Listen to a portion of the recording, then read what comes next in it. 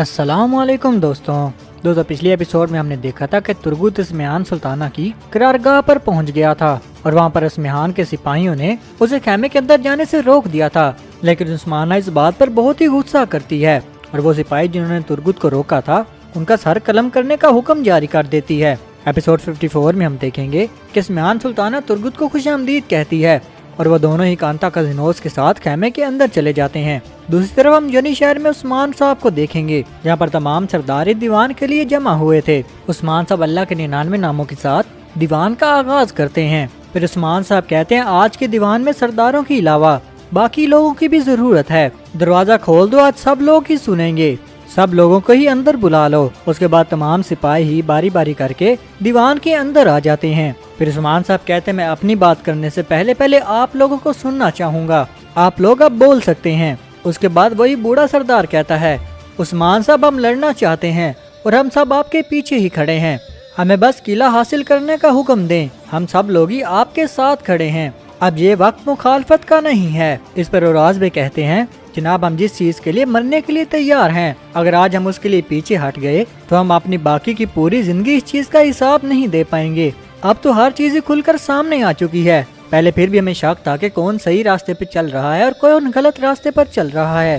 اس پر میر خان سردار کہتا ہے آپ کی تلوار سے حاصل کی گئی زمینوں پر انہوں نے نظریں جمائی ہیں عثمان صاحب، آپ بالکل ہی حق پر چل رہے ہیں اور ہم بھی ہمیشہ ہی آپ کے ساتھ کھڑے رہیں گے۔ اس کے بعد شاہین بے کہتے ہیں میں اپنی خاتون کو الوداع کہہ کر آج یہاں پر آیا ہوں، اس سے پہلے میں نے اپنے بچوں کی بھی قربانی دی ہے اور میرے تمام سپاہی بالکل تیار کھڑے ہیں، ہمیں بس آپ کا حکم چاہیے عثمان صاحب۔ اس پر اوران کہتا ہے ہماری جانیں آپ کی امانت ہے عثمان صاحب، اگر اب وہ امانت قربان کرنے کا وقت آ گیا ہے تو ہم پیچھے نہیں ہٹیں گے۔ اس پر علاؤالدین کہتا ہے رب ہمیں اس امتحان میں کامیابی عطا فرمائے۔ اور پھر برہان کہتا ہے عثمان صاحب میں تو آپ کے ہی ماتحت ہوں، میں نے تو آپ کے ساتھ قبر تک جانے کا وعدہ کیا ہوا ہے اور اب اس وعدے کو پورا کرنے کا وقت آ گیا ہے۔ اس کے بعد پھر جیر کتے کہتا ہے جناب یہ میری دوسری زندگی ہے اور آپ نے ہی یہ دوسری زندگی مجھے دی ہے اور میں اپنی یہ دوسری زندگی آپ کے اوپر قربان کرنے کے لیے تیار ہوں۔ اس پر گربوز کہتا ہے جناب میرے پاس آج کہنے کو کچھ بھی نہیں ہے، لیکن میں آپ سے یہ کہتا ہوں کہ میرے لیے کوئی میدان جنگ ڈھونڈیں۔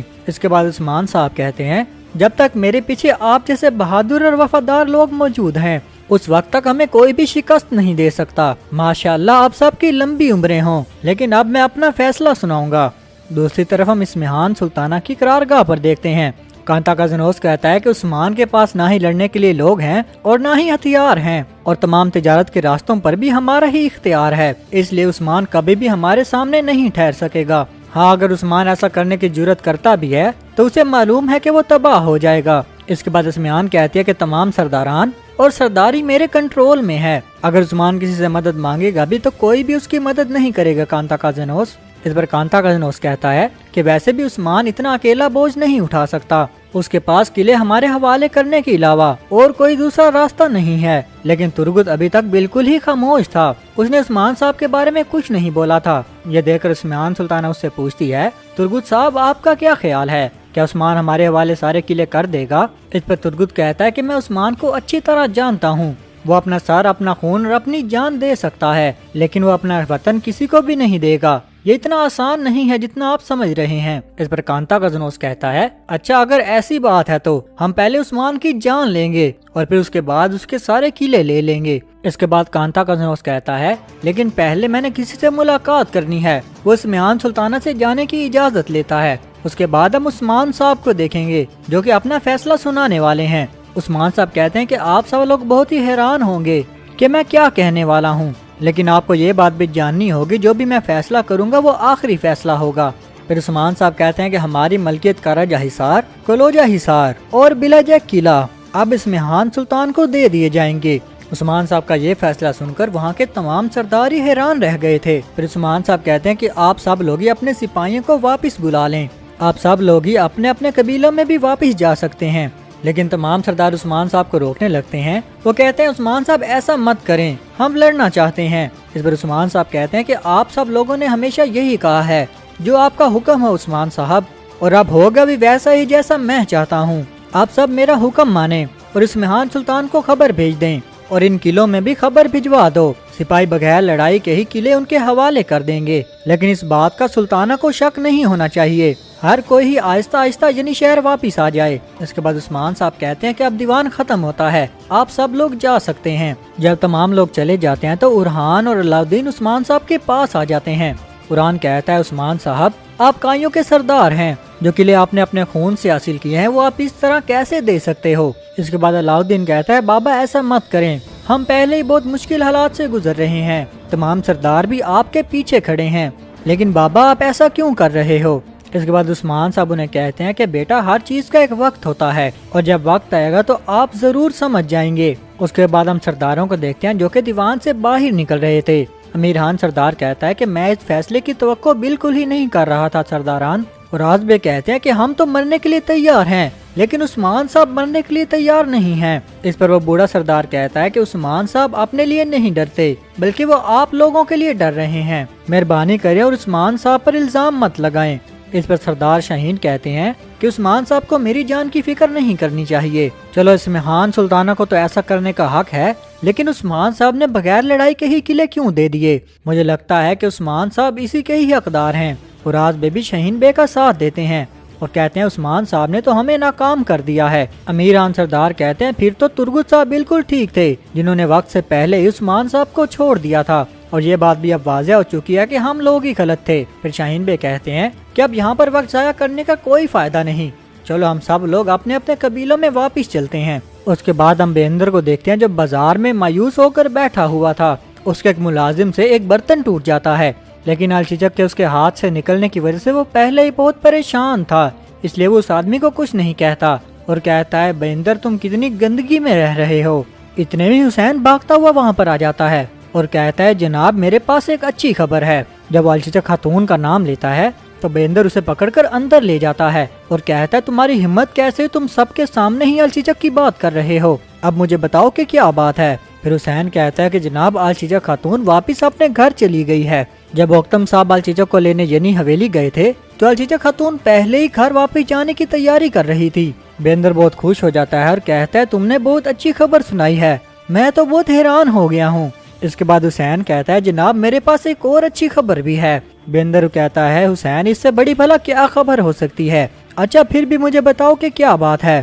پھر حسین کہتا ہے کہ جناب میں نے یہ ابھی سنا ہے، جب تمام سرداران دیوان سے باہر آ رہے تھے عثمان صاحب تینوں قلعے ہی اسمہان سلطانہ کے حوالے کر رہے ہیں۔ یہ سن کر بیندر اور زیادہ خوش ہو جاتا ہے، وہ کہتا ہے عثمان صاحب آپ نے اپنی ایک چھوٹی سی سرداری کے ساتھ آل سلجوق کے خلاف جانے کی کوشش کی، اب میں دیکھوں گا کہ آپ کی سرداری کا کیا فائدہ ہوگا۔ اس کے بعد ہم یعنی حویلی کے باورچی خانے میں دیکھتے ہیں، یہاں پر الگن خاتون بہت ہی پریشان تھی، وہ کہتی ہے جیر کتئی اگر تم مجھے پسند ہی کرتے ہو تو یہ بات تم میرے سامنے کیوں نہیں کہتے؟ پھر وہ اپنے ساتھ کے ایک ساتھی سے پوچھتی ہے کہ مجھے یہ بتاؤ کہ اگر ایک لڑکی ہے جو ہمارے قبیلے میں ہی رہتی ہے اور اسی قبیلے میں ایک ہے جو اس لڑکی کو پسند کرتا ہے، ایک دفعہ کیا ہوا اس لڑکی نے اسی آدمی کو اپنے آپ سے باتیں کرتے ہوئے سن لیا، وہ آدمی یہ کہہ رہا تھا کہ وہ اس لڑکی سے پیار کرتا ہے، لیکن میں نے فی الحال اس لڑکی کو کہا ہے کہ تم تھوڑا انتظار کرو، اس لیے کہ وہ آدمی جلد ہی تمہیں بتا دے گا کہ وہ تم سے محبت کرتا ہے۔